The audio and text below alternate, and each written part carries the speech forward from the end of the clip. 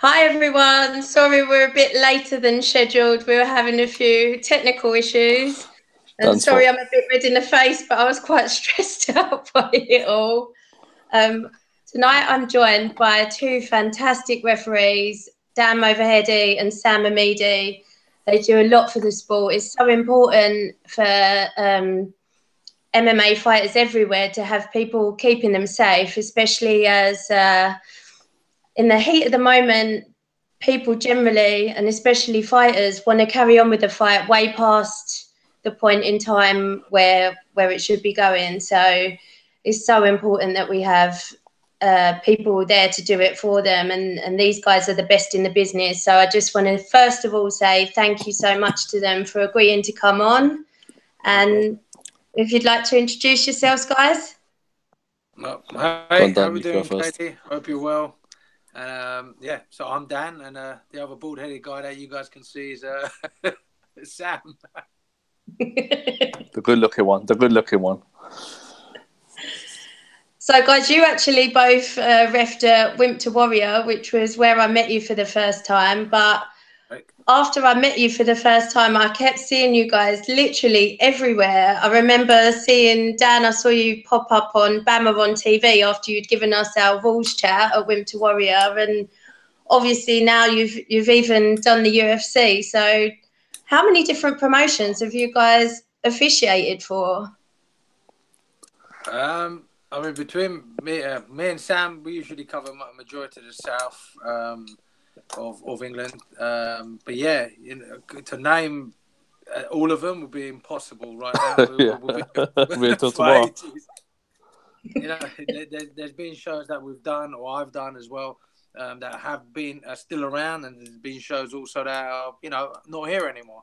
But like you named, I was lucky enough to be able to go into UFC Liverpool, and obviously work for Bama, Cage Warriors, and various other promotions, and lucky enough that Sam has got good contacts also abroad. A couple of events in Bulgaria that I was lucky enough to go with, and yeah, so yeah, like I said, to run every single promotion off, we'll be here for a long time. But yeah, we enjoy it. Have you ever tried to work out how many shows you've done, even just by like number of weekends you've reckoned you've worked and stuff like that? Do you Sam, know even know how many figures it would be in? 40 plus this year. Sam, I'll let that one For, give 40 her an plus this year. estimation of between here to December. So from here until December, I think I spoke to you about this, Kate. So from last week from Rock, I had about 19 events remaining till the end of the year.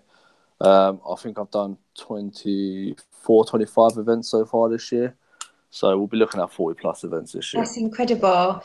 And you've both got other jobs as well. So like what, so tell us about that, and also how you managed to fit it all in. So yes, so I am a mortgage broker. So if anyone out there wants a mortgage, free of charge for you. So get in contact. Honestly, I'm one of the top dons in the country when it comes to it. No, it is quite hard to balance, especially with a family life as well. I recently left my current job, which I was a manager as in a kind of mortgage brokerage, a fintech company. I kind of moved away from there because of the time it was taken away from my family, and with the refereeing, I had to kind of make a decision what was my priorities in life. So I do still work in the mortgage industry. I do still broke, but I just don't do the management side of it anymore. So kind of having that full Monday to Friday job, again, it is very hard to kind of balance, and I think people will see the glamorous side of it, and don't get twisted. We do enjoy going away. We do enjoy going to meet people, and kind of collaborating with other events and promotions, and just kind of building rapport with people at different events. But it can become tiring, and it can become straining on your personal life as well. Yeah. Especially with the fact that you have a full-time job in the background. Some people just don't see it. They will never understand it. But yeah, as I said, I decided to kind of move away from the job I was doing because it was far too full on for me to take a step back to have a job that is a little more flexible. Will kind of allow me to still do my refereeing because it's a big passion of mine, but also spend time with my family. Yeah. Dan, Yeah, you well, work full time as well, right? Yeah, he's a part-time worker. He's never full-time. He's part-time. my job isn't as glamorous as Mr. Amidi's. Well, yeah, I'm a postman by day. I've been for 10 years or 11 years. And yeah, I have, not the luxury, but I'm lucky enough that I work with good people and the hours working to my time, and I'm lucky enough to be able to swap days off, or, etc. to be able to referee, and it keeps me fit. But it's a job I love doing, believe it or not. I like being outside, walking in my own zone, put the headphones in, listen to a podcast.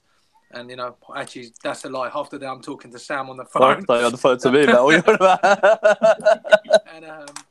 And yeah, and like I said, like Sam said, refereeing is a passion for us. And most of the, majority of referees that we know, even, the likes of Goddard, Leon, that I know you know as well, it is a job for them. But, also at some point they had a full-time job before they, being successful as they are as refereeing. And hopefully that's the goal that Sam and I have got, and I'm sure many referees have got, to be able to reach that point and enjoy it. And, we'll never forget the hard work that you put in. And at the end of the day, anything can happen. A promotion could go under, or you might not want to ref, or you get injured or whatever. You still need your, like Sam said, we've got wife and kids that we've got to look after and put food in their mouths. Luckily, that allow us to do what we're passionate about. Just about. And you both train as well, don't you? And I always see on your social media that you train and compete as well. Yeah, Dan just turns up and puts a shirt on, takes a picture, and then leaves the gym. If you believe that. Yeah, we do train. Yeah. Sorry, go on, like you see, Sam's got the top on for newly Fight Sport London. They're just affiliated with us down at New Wave. And yeah, both Sam and I used to fight professionally at MMA, and I know Sam's done a lot more K1 stuff as well. And even today, just grappling or doing some sort of training in that combat sports. I know I'm a big believer, and I know many others are, that you got to try to stay on top of the game in the sense of, especially the groundwork. You're seeing new submissions, you're seeing new things coming out. It's nice to also be involved of knowing the position that the guys you're looking after can end up in, and what positions you need to be in to keep them safe, and what submissions are being put on, etc.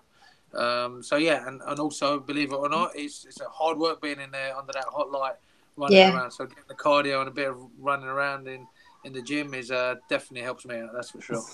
I think it's really important, and the other aspect of it as well, just like refs sometimes come under criticism for like either standing people up too soon, or like work against the fence or whatever.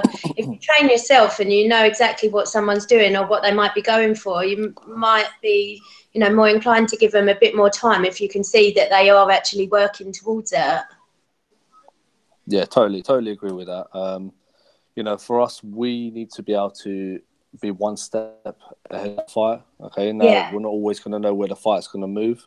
Essentially, because fighters can be sporadic sometimes and just come out with some random things. I mean, you saw Zabit on the weekend. You see pulled out that knee bar. I mean, who would have thought anyone? I never saw that coming. But yeah, essentially, we do it to keep fit. We do it because we've got a passion. We enjoy it. We want to stay in touch with it. But also because we know it's going to help us when we're in that cage to understand the positions of where fighters are and where the fight is likely to progress onto. Yeah. And it just to say, it keeps us on our toes, keeps us one step ahead, and ensures we're in the right position for if we need to make a stoppage. And in terms of like stories you've got from the cage, like, have you ever had any fighters come up to you or their teams come up to you after a fight and have a go at you for decisions you've made? I'll let you talk about it. You've had the most recent one, on last two events you've done. So I think it would be a good point for you to bring up. Yeah. So you make it sound like bad now. So I wouldn't say so much I'd have the teams come up to me. I've had fighters obviously be a bit annoyed by certain decisions that I made, and it's understandable. They train, they fight, they want to win. At the end of the day, that's the whole point of competing, is to win. So recently we had one at Rock where the guy is an amateur bout. He took a spinning back kick, if I remember correctly, straight into the side of his ribs. He began holding his ribs. I allowed it to go on for a couple more shots to see whether he's going to recover quick enough. He didn't, because he carried on grabbing onto his ribs. So I stepped in and stopped it. After I'd stopped it, although he didn't complain initially because he was still in a bit of discomfort holding onto it, once he kind of then got over that stage, he then started complaining a bit about it. You know, well, why was it stopped? I was only holding my ribs. Well, by you holding your ribs, your defense is already down. You've already made yourself vulnerable to get knocked out. And his opposition fighter went straight in for him, you know, throwing a couple of headshots, and that's when I said that was enough. You know, it's the signs that you show us. And again, I'm sure you was there as well, Katie, when the Tony Hall and Paul Harper fight happened. There was a period at one point where, you know, Tony was putting it on Paul, okay? And it, you know, Paul, that I'm going to stop this fight, and I gave him 2 warnings. You can clearly see it. However, there was something I saw in Paul when I was in that position, and I noticed that he wasn't in that much of a danger, although he was, you know, he was taking shots, and you know, he was. But Tony Hall was worn down in that moment, and his shots was not really having much of an impact on Paul. And I can see from Paul's reaction that he was actually composed and relaxed. That he wasn't, you know, not to say that he was, you know, really chilled out, but he was sitting there thinking about what his next move was. As soon as I gave that second warning, he then realised it was time to react, which is when he did. Now, people complain, you know, why did you let it go on? Well, actually, Paul went on to finish that fight. Not only did he, win that fight, he ended up finishing that fight. So the fact that he finished that fight, and, you know, he seemed fine at the, you know, I could justify why I let that go on. Now, if Tony ended up knocking him out, then it would have been on me. You know, it would have been my fault. I would have stopped it. You know, it would be my decision. But, you know, I was comfortable to make that decision. Actually, I didn't feel there was enough danger to stop the fight at that moment. I was very close, but I didn't think. And look, hats off to both guys. You know, I thought it was a fantastic fight. You know, I know Tony was disappointed, but, you know, that guy should keep his head up, because he's constantly evolving and improving. He put on a fantastic performance, such an entertaining performance. Back and forth. It was a great fight. Fantastic, great fight. But he actually said as well, Paul said in his post-fight interview with me, that it was part of his strategy to let him burn himself out. Yeah, and you can see it. I guess you have to be kind of aware of that as well. I mean, obviously, you're not going to let somebody completely unload on their opponent without doing anything. But on the other hand, if the shots aren't meaningful enough to be kind of close to ending the fight, then you can't finish it too soon as well, I guess. No, absolutely. You guys have said in our rule speech before Wimp to Warrior that we were all amateurs. It's all our first fight. You warned us you're not going to give us much leeway. No. In terms of if we look like we don't want to be in the fight, or, you know, and I completely agree with that. I can also see how a pro fighter who is trying to make a career out of something, and record means a great deal, how they can be a lot more upset about the outcome of a fight. Whether or not you guys have got it wrong, they're more likely to see it that way, I imagine. The problem is that it's hard to try to get across to fighters, and you know what, more so the fans when they're watching a fight. And it happens at high level, happens at local level, is that when a referee stops the fight, I like to think that majority of referees, look, at the end of the day, our first priority is fighter safety, right? And we have a split second to make a decision. It's great when people go back and watch a highlight reel or watch a replay, and, you know, they got the luxury of going, oh, maybe you could have taken the extra couple of shots. But as a referee, you haven't got that luxury of going, okay, I'm going to press pause a second, let me watch it back, or let's see what happens. You haven't got that. So when we do stop the fight, especially whether it's amateur or pro, but more so on the amateurs, look, we want these guys to be able to fight again, whether it be in a month's time, 2 months' time. And in amateurs' cases, sometimes we you know, Sam and I have done competition-based, like where it's a tournament-based, where these guys have to come back the next day and they've got to compete again. Yeah. You know? So their safeties are paramount, and it's hard. It's you know. It's hard when a referee's always in the limelight for the bad reasons, whether it's via fans just, you know, gunning down on them or whatnot. But at the same time, there's always something nice, and I know Sam had this from one of the stories that was explaining the guy over the kick, is that on the Monday morning, you have the fighter or the fighter's coach messaging you saying, hey, thanks for looking after my fighter. Like Sam said, everyone wants to win. You're in there. It's winner or loser. At the end of the day. Another example is like Rodney Moore from First Generation. Same thing. When I stopped his fight in the main event, his fight, and he was like, "Look, thanks, Dan," because I'm not being funny. At some point, these guys are not getting paid mega bucks. They still got to travel home. They still got to go and see their wife and kids. They still want to get back training, and I'd like to see them back again, fighting on the show again. But hey, like, it's a job that damned if you do, damned if you don't. I was waiting for you to say that. Have there ever been any decisions that you guys have made where you've regretted your call afterwards? Yeah, I have. And I'm open. I think it'd be naive to say that we don't. I done it in one of Terry Brazier's fight against Tommy King not too long ago. It was a K1 battle, so it wasn't MMA.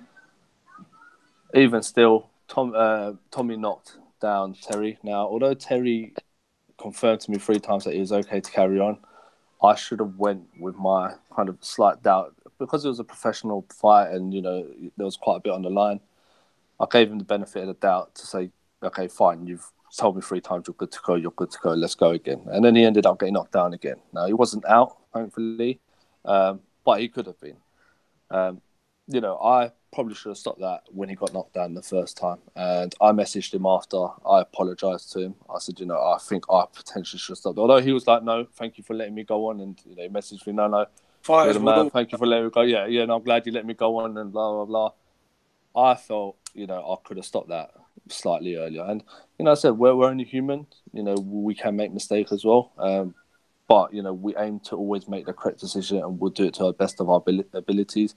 And as I said, we're passionate about it. So for something like that, I then go back to the video and I watch it because I want to learn from what I've done wrong. And I think that's the most important thing for me is the learning curve from that.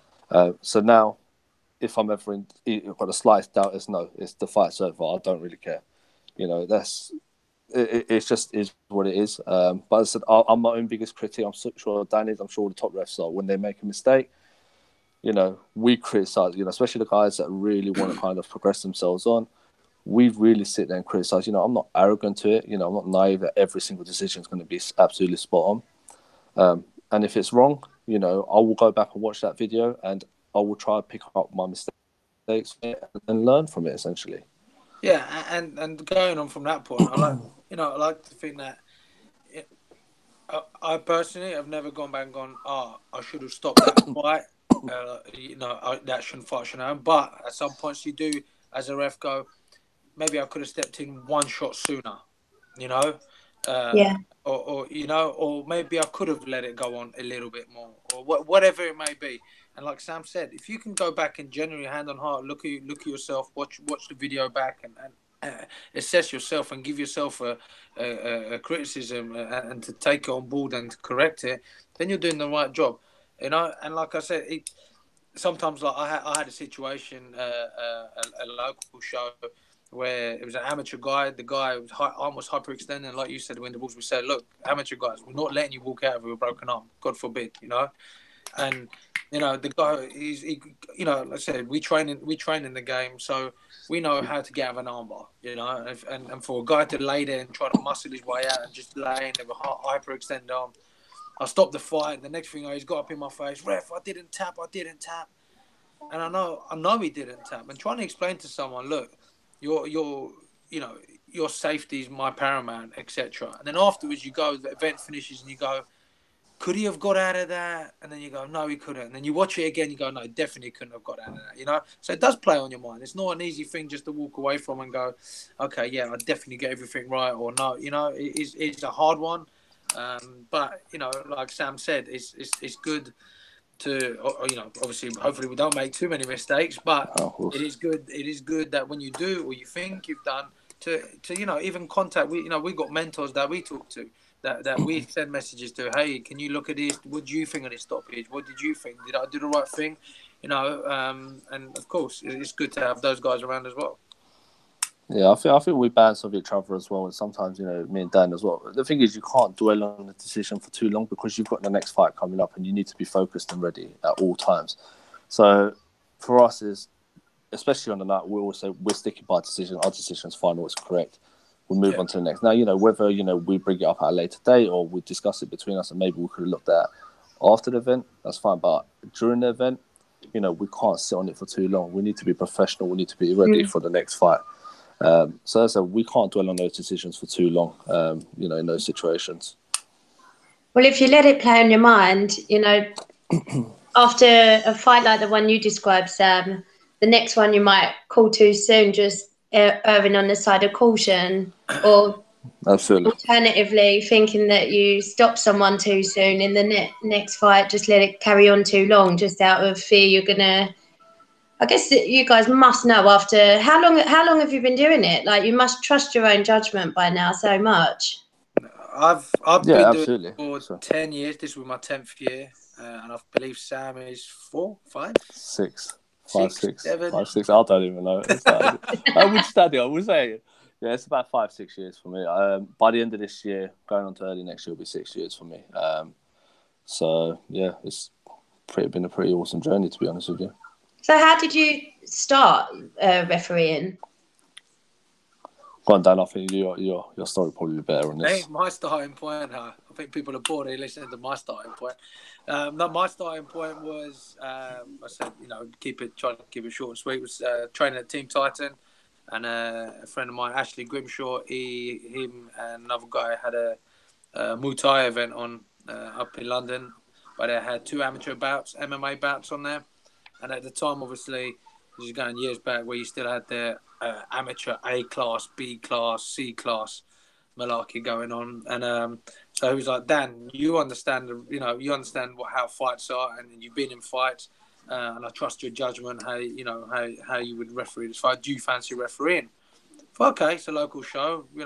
Why not? It's only 2 fights, and honestly, I fell in love with it. And the minute I stepped in there, and it was more the responsibility of keeping the fighters safe, and I know this is going to sound stupid, but if you look at my record, I've had a couple of knockouts, like me being knocked out, right? So knowing how important it is to have a good referee in there, like I had, the likes of Leon Roberts refereeing me, having good referee in there to look after me, I thought, you know what? I feel like I want to give something back, and I want to referee, and I still want to stay involved in sport. At the time, I was making my mind up whether to stop fighting or not. And then from there, kind of literally spiraled out of control. Then ended up doing CFC, done a couple of UCMMAs at the time, a couple other local shows. Then we had our own promotion, Fury MMA. And yeah, from there, just kind of enjoyed it, and we done doing local boxing shows, etc. And still till this day, I put this in it that Sam and I still do grassroots level shows. Whether it be from boxing, from kickboxing, even to MMA. We're never too big for this sport. Just because we do other bigger shows, or we go to, lucky enough to go to other countries, etc., do other shows. Grassroots levels is the important bit. If we can look after those fighters at that level and make sure that they come up to the bigger levels, I feel that every referee has a part to play in a fighter's career for the longevity. But yeah, Fury MMA, I believe, is where Sam made his first debut, and I'll let him take over from here. Yes, cool.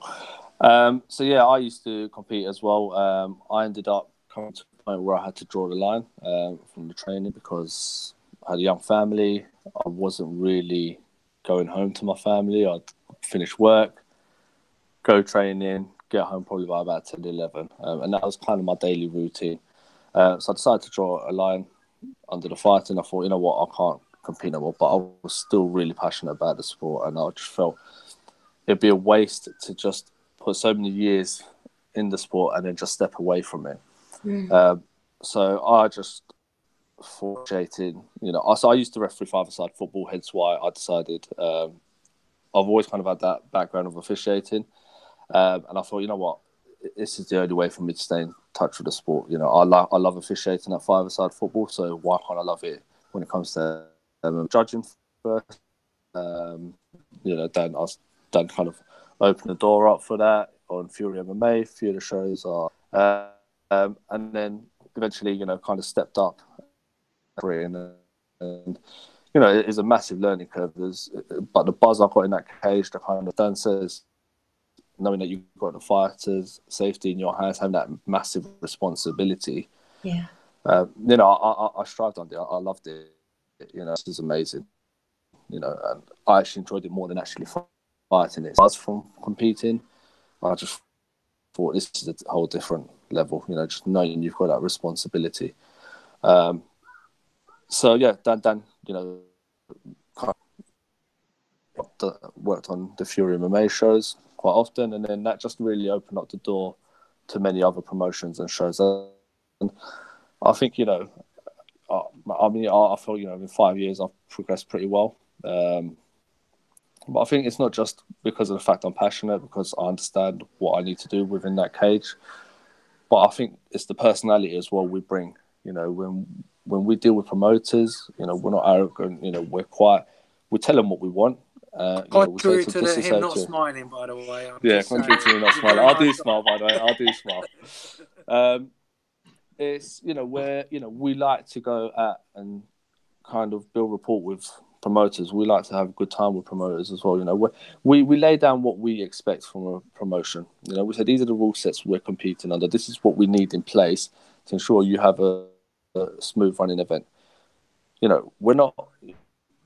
The basic demands you should things you need to move running an event. Yeah, and this is your event in place to ensure your event goes well. To us and say, and Dan will agree with me on this. No, actually, we want amateurs to start having knees to the head. We want this. We want that. Then essentially, that's not for us, because that's not how we work. You know, we need to ensure that there's a set standard across the board. You know, a minimum standard, because it's not fair fighters that are going to be the ones that are not going to benefit from it.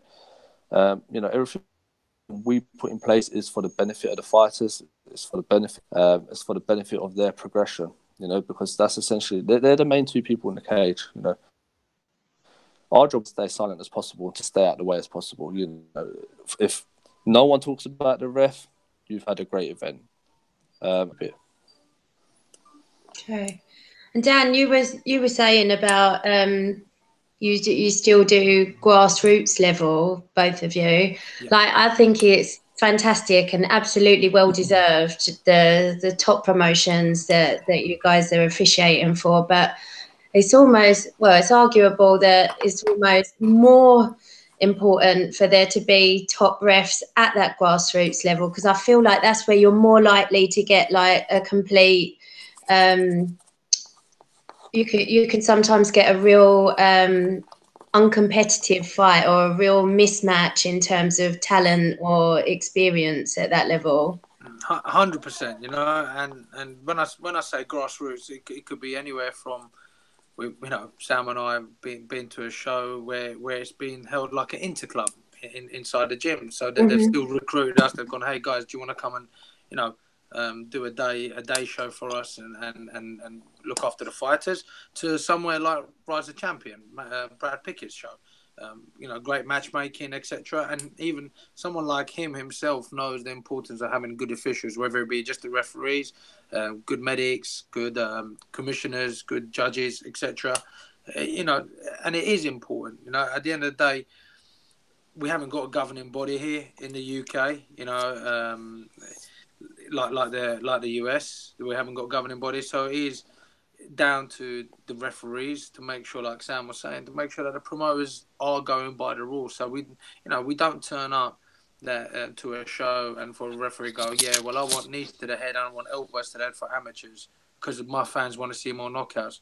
Well, like Sam said, you know, our integrity is intact and means a lot more than, you know, I'll walk away from that. Okay, do you know what? Keep it wherever it is, you'll pay me. And I'm happy to walk away. And you know what? You won't even have a show because you won't be able to find someone to be able to officiate. And if you do, you know, that's on them, you know. But yeah, we haven't got a governing body, which is unfortunate. However, we have got fantastic referees that you know, from the UK, like Leon, Goddard, Sam, Rich Mitchell, just to name a few, to be able to make sure the shows that they do. And if the guys are lucky enough to have them as their officials, to make sure that they abide by the rules, by the unified rules which are adopted from from the States, or as some of the listeners listening, like the UFC rules, to put it in a simple term, on most of the shows. So yeah. Cool. So I do have some viewers' questions, or hopefully they're viewing because they asked the questions. Some of them we've already covered already, but Ben Cameron, who is the blue team coach at Wimp to Warrior, wanted to know who would win in a fight between you guys, and he has he's set out some different competitions for this fight. So who would win in an MMA match between you guys? I think that's unfair because Dan's got a significant weight advantage over me. You know what? It's a shame. You know what? If you maybe if you asked this question 5 years ago, maybe we could have gone. Do you know what, Sam? We'll do a charity match and see where we're at. I mean, even if not under pro rules, under amateur rules, just for a charity. Honestly, I don't know. I couldn't fight this guy anyway. I love him too much. Exactly. What about in honestly, jiu-jitsu then? So that's I'm gonna go. I'll say Dan will win that because he's had pro fights. He's had a long career, and plus he's hairy, so I wouldn't want to grapple with it. I'll just tap. And then he also wanted to know who would win in a Connect 4 battle between you. Oh, we'll have to do that now. Yeah. I know, you should have told us. You should have had this question already. Oh, God, we've got a kids Connect 4 out. Well, it's quite hard to do from separate rooms, I reckon. Ben, we'll compete on Connect 4. We'll let you know. I'll tell you what, Gay, next time you're at a show, covering a show, bring one along with you, and we're both there. You can do a Facebook Live, and we'll see who's there.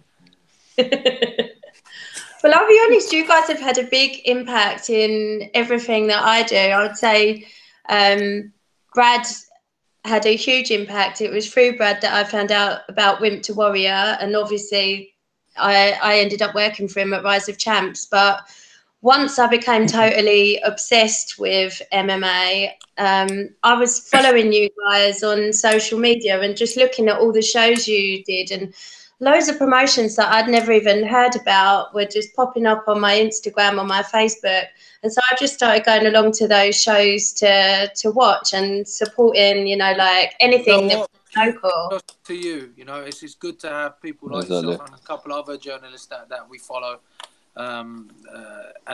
It's good that you have people like yourself to be able to give the platform as you are to myself and Sam tonight, to be able to get our message across, or be able to be able to talk to you. But also, it's not an easy job. And like Sam says, when people go to me, hey Dan, how can I get into refereeing?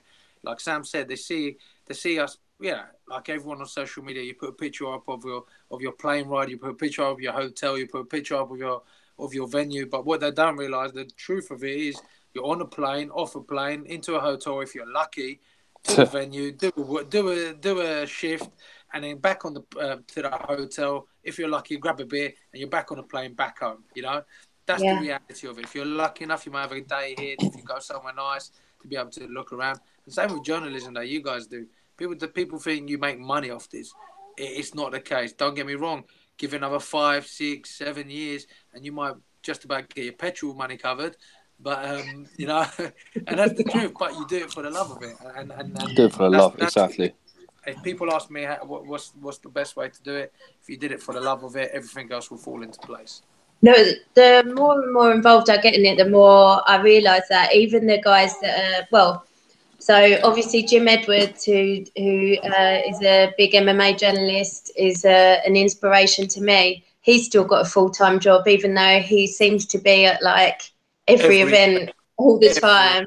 But he still works the rest of the week, in the city, doing a full-time job. Just, all the cut people. I know, even look at Thundercat, and he was fighting Diego Sanchez at the weekend, and he was still doing his office job 9 to 5 in the lead up to that fight. So I guess it's just, there's that top 1% earning all the big money, and then there's the rest of the people the working their asses off, just doing it for the love of the sport. That's it. And if you go into this sport, maybe not the fighting, but like the officiating or the journalism stuff, if your number one priority was, hey, I want to make money off this, good luck to you.